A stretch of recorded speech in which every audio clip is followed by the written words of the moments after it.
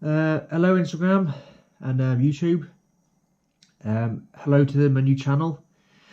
I've decided to make a new Instagram page because I had I think 1,500 followers for a very long time.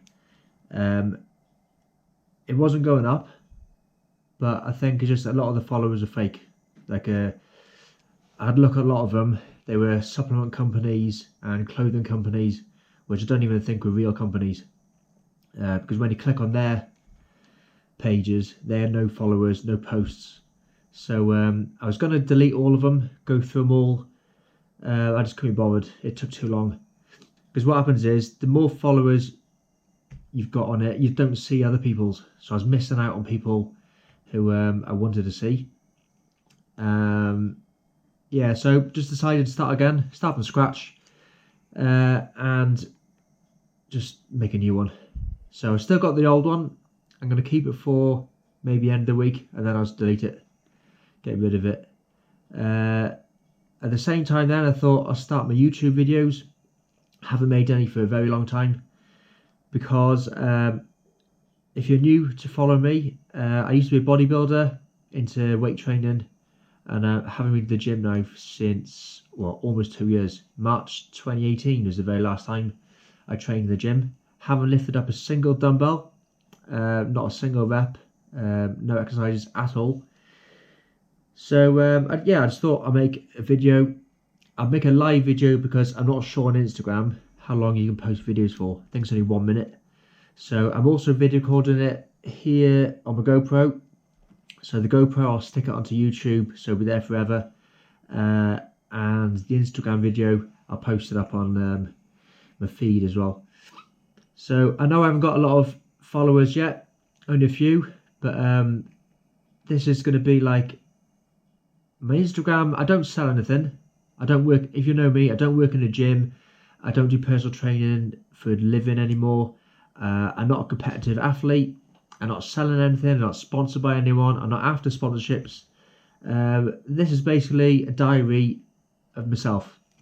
So sometimes I might say things, just it's on my mind. I don't really care really. It's my diary. It's my just what I feel, what I think. It could be 6 in the morning and I'll post something that's on my mind, or it could be 11 o'clock at night, 12 o'clock at night, and if I think of something, I'll just say it. Not being cocky or big-headed, but I know that a lot of the stuff I have posted in the past, I've only got 5 views anyway, so if I'm going to upset anyone, I'm only going to upset 5 people. If you're real followers or friends or whatever, well then I'm sure you're not going to get upset by a couple of my little black jokes. Not black people, black comedy. So basically, yeah, so a bit of history, a bit of introduction to myself. I'm Steve Lewis. I used to be in the army years ago. I joined when I was 16 and I was there for about 8 years. So I was generally just fit. So I didn't do any weight training, I didn't do any cycling, just running, press ups, sit ups, circuit training. So when you see all these people now doing mud runs, fun runs, park runs, and if I have a comment about anything that I think is wrong or right, or I'm not an expert on it, but I have done pretty much all sports, fitness activities you can think of. If you've done it, I probably have had a little go at it. I play football, not for teams amazingly, but I have played football. I play rugby to quite a good standard. Yeah, I'm not going to go into what I've done, but I've done a lot of running, quite far, quite fast. And but back in them days, I didn't really train, because when you're 16, 20, 21, you don't have to train as much as you do as when you're older. You just get out, you go and do it. But I left the army, I broke my leg, and I had to do a bit of physiotherapy, a bit of rehab work. So when I left, I thought, oh, what can I do now? What do I want to do? And because I liked the experience of having help from physio, I thought, oh yeah, I'd like to do that. I didn't go into the physiotherapy route. I went and did a degree in sport and exercise nutrition. at Staffordshire University. And to be honest with you, I didn't really learn a lot on the degree.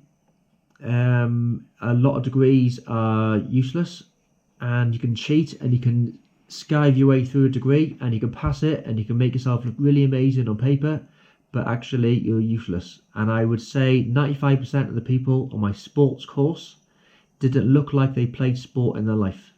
There was people there overweight who were doing really well on their paperwork, passing exams and all their modules because they were geeks when they were back home on paper and on the laptop.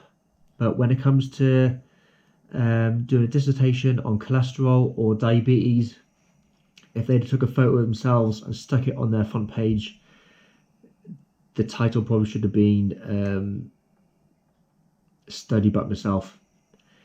A lot of the people there had never done any weight training or any fitness training at all, so when it comes to doing things, I was thinking, this is a load of rubbish. But they're passing it. They were getting top marks because they were just really good on a laptop, really good at talking, and really good at just research. Sitting in the library instead of sitting in the gym, which I think is a bit wrong, really, considering it's a sports course. And then the next job they were going to get was probably managing a sports centre or developing sports nutrition products or whatever, with no experience at all. So when they're 21 years old and they stepped out in the real world, they're probably not very good. I also knew that, yeah, you could skive your way, you can hand pick your modules. My route to education is a bit different. I didn't do A-levels in PE because I joined the army. So when I went to university, I was 24, I think. I got accepted straight to university as a mature student because I had experience in fitness. And I did the first 2 years of my degree. It was actually a HND in sports studies in Shrewsbury College. It's part of Staffordshire University. And so when I had to do my third year, I went to Stoke campus, Staffordshire University. I didn't know anyone. I didn't know where anything was. I had to handpick my modules on day one. Some of them weren't even going to be on anymore because not enough people had selected them. So I had to rush and pick a few modules which I didn't really know what they were. I know that a lot of people on my courses, they picked certain modules depending on who the teacher was, because they knew that certain teachers marked better and certain teachers were stricter. So they knew that if they did a module that which they liked or which was actually useful for them in the future, they'd probably fail it because teacher A was really strict. But if they choose a certain module which was useless, but there was a couple of teachers which fell asleep during the lessons, they probably get top marks for it. So I didn't know that when I picked mine because I didn't know who the teachers were. Also, there's other ways you can skive on your degree because some of the modules have exams, some of them have experiments you have to do, or some just have to do paperwork. And some of them have to do two, so you might have to do an exam and an investigation report. But if you have to do two, then the marks are split up. So 60-40, 70-30, 80-20. And if you know you're good at an exam or you know you're good at a report, you can choose certain things. For example, like here we go.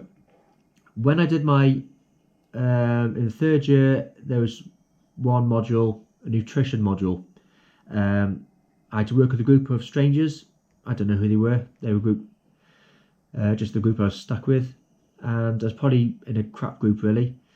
We were doing a research on creatine. So luckily, I've done a lot of creatine exams and tests in year 1 and year 2. So I was quite happy to do the creatine. Out of, I think, 6 of us, 3 of them never turned up for any of the investigations.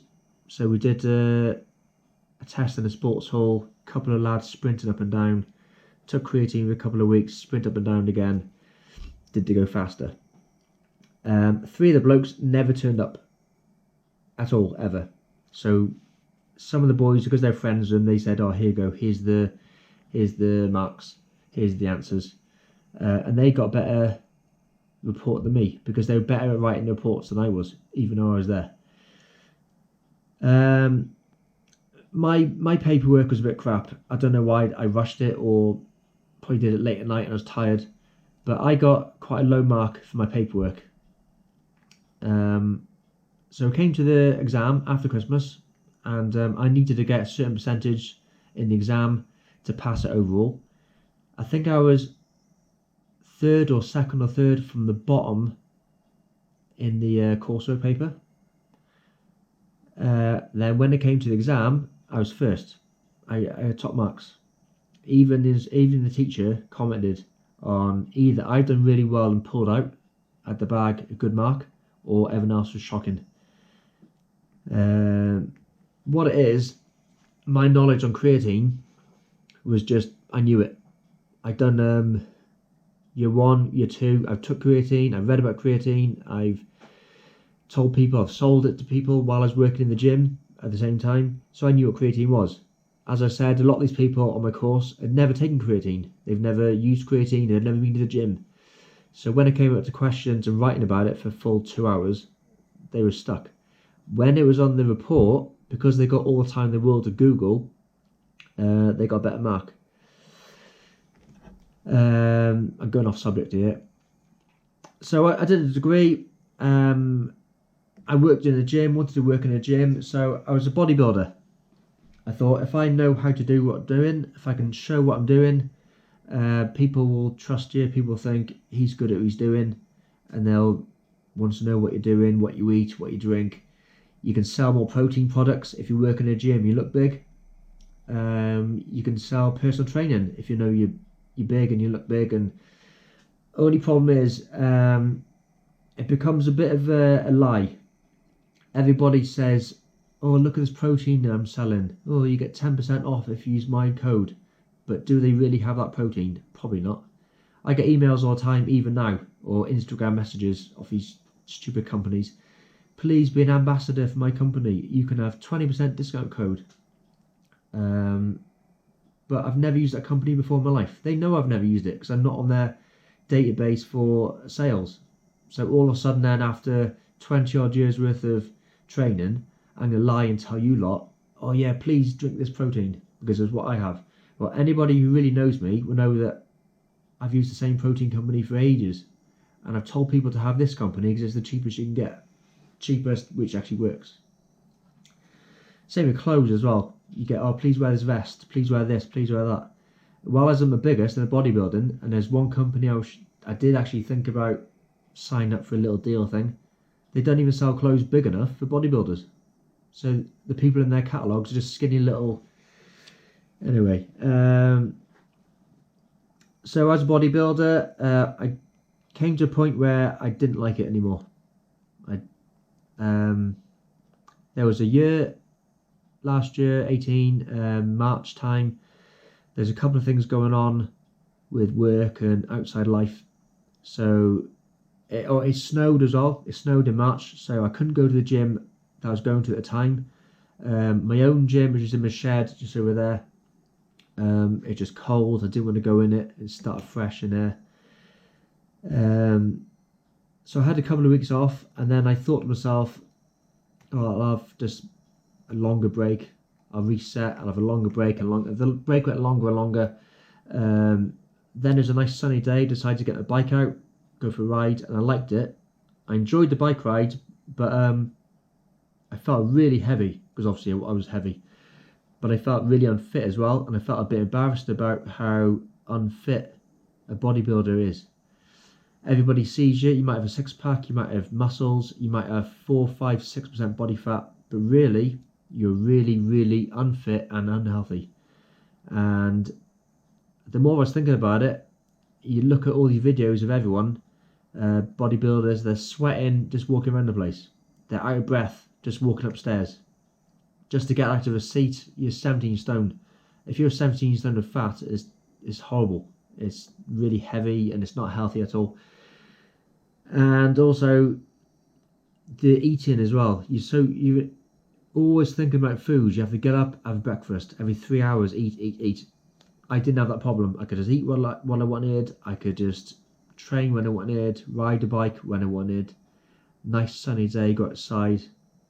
I got fitter, I lost weight, I got healthier, and I enjoyed it. But I realised if I want to go faster, I've got to be lighter. If I've got to be lighter, I've got to eat less. So I went lighter and lighter. The lighter you get, the faster you get. The faster you get, the faster you want to be. And I realised how crap I was. Nowhere near what I used to be. Obviously, cycling is a bit different to running or general fitness, because depending on what equipment you got, you need all the tight clothes and the bike and tyres and gears and stuff. So you read a bit about that, and there's more to talk about and more to think about in a bike ride than there is in bodybuilding. In bodybuilding, you look at anyone in bodybuilding, and if they're famous or not, on their YouTube videos, they might have thousands of views. Well, if it's a girl, yeah, because she's probably got a tight top on. That's the only reason why you're watching her. If you look at what weight she's using, it's not impressive. You see all these fitness model girls. None of them are doing proper exercises. Usually they're useless exercises anyway, but you're not watching for the right reason. And the men as well. If you're lifting Eddie Hall deadlift, yeah, that's impressive. World's Strongest Man, that's impressive. A bench press world record might be a bit impressive. Just watching somebody doing 15 reps of 25 kilogram incline flies, it's not really impressive. You can put on fast forward. It's just, you do 2 or 3 reps, it's a bit boring. What are you going to talk about? People ask me, did you train yesterday? Yeah. What did you do? 15 sets of up and down lifting weight. That's it. Bike ride, you can plan a route, you can see the country, you can ride certain places, you can try hard going uphill, you can go fast going downhill, you can go with a friend, you can still listen to music, you can talk as you're riding. Fashion, you can buy nice clothes, you can buy tight fitting clothes to go faster. There's all sorts of gears to work out, tyres to work out. There's a lot of things to talk about. A lot of things to think about to make yourself go faster. It's not, yeah. So I thought it was quite good. It interests me anyway. So I've got a bit of a goal. I'm gonna try and do it for the end of the year. I don't know if I can or not, but my goal weight is 168 pounds. So my heaviest weight, probably Christmas 2017 is probably my heaviest weight. About 242 pounds, which is 17-ish stone. So my goal weight now is 168, which is about 76 kilograms or 12 stone. So reason why it's this low? Well, 168 pounds is 12 stone. That's why it's not 170 or less. It's because it's 12. I like to keep it like a roundish figure. But I know this is sort of doable for me, and I won't be too skinny, because 76 kilograms, and I'm not 6 foot, I'm about 180 centimeters or 5'10" and a bit. If you have a look at all the Tour de France professional cyclists at about 6 foot, 5'11" height, if they're sprinters, they're about 65 to 75 kilograms. So I think Lance Armstrong, when I googled him, I think he was 73, but he's only 5'7", I think. Peter Sagan, I think he's 6 foot. He's about 75, 76.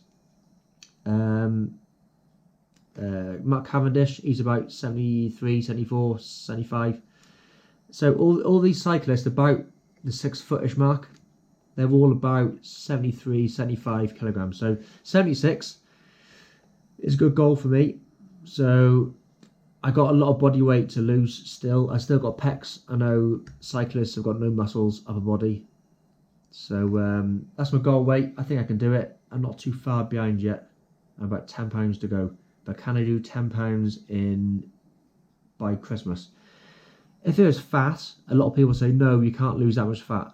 But on a bike ride, in a good hour, the speed and the intensity I'm riding on the turbo trainer, you can burn 800 to 1,000 calories an hour. So if I do 2 hour bike ride, you could sometimes it says I'm burning 2,000 calories in 2 hours plus the sweat. So you do lose about £2 per bike ride. Obviously, then when you eat again, it's going to go up again. But I've got muscle which I can burn off as well. So my arms have gone from 20-inch biceps, now they're down to 16.5, which is still massive for a cyclist. The chest has gone down from 50 odd inches to 40, 44, I think, which for cyclists is still massive. My waist is about 30 inches. I can't really get my waist much smaller because just bones, isn't it? My stomach's flat at the front, but a bit of muscle at the back, perhaps. So it's just down to losing muscle now. So if I don't do any exercises and I reduce my protein, keep the exercise high, then it's just drop off as slow as it takes. So what I've done today is I've measured myself. So this morning I was actually a bit heavier. I was 181 pounds this morning. So there's a bit of a complicated thing here. I weigh myself in pounds only because you can notice a £1 up or down quite easy on my weighing scales. But when it comes to kilograms, £1 is half a kilogram. So you're going to be moving up for like point of a kilogram a day. But it's easy to say £1, £1. So I weigh myself in pounds, but when I come to working out my diet, I do it in kilograms. Just is the way it is. So you work out your body weight, but you don't want to work out your body diet to your whole body weight because you got fat, you got water, you got other parts of the body that don't need feeding. You don't feed the fat. So you don't work out your diet from 181 pounds. You work it out in your lean body weight. So what I've done is, so weigh myself. I worked that out into kilograms. So it's 82 point a bit kilograms. I do work to 2 digits, 2 decimal places. So my actual body weight is 82.09. I'm not going to say that in the video every time, but I'll just round it up for the video. But in my calculations, I have done it to 2 decimal places. You could round it up, but the reason why I don't round it up is because when it comes to, like, say you got half of a kilogram or half of a calorie or half of a gram of food over 30 days, half and half and half and half adds up to something. So even if it's 0.09 of a kilogram over a 6-month period, it is something. So that's why I keep that maths. So I'm 82 kilograms. I'm estimated 4.53% body fat. So like I said, for my calculations, I used the 4.53. We'll call it 5 for the video. Okay, so 82 kilograms, 5% body fat. That's about 4 kilograms of fat. So, like I said, with the diet, you don't feed the fat, and 4 kilograms of useless. So, take that off.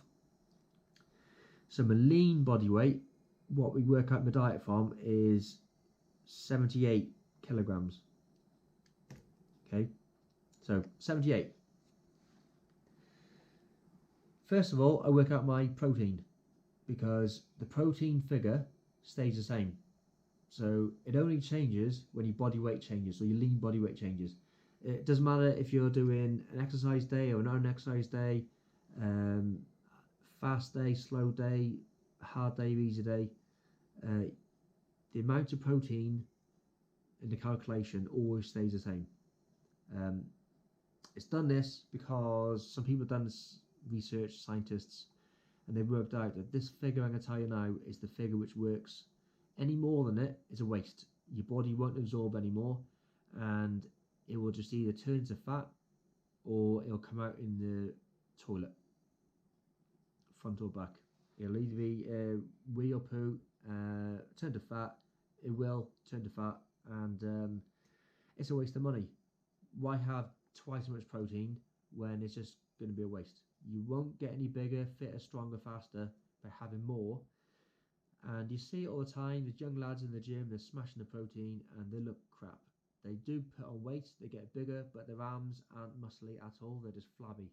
It's because of the fat. So 1.9.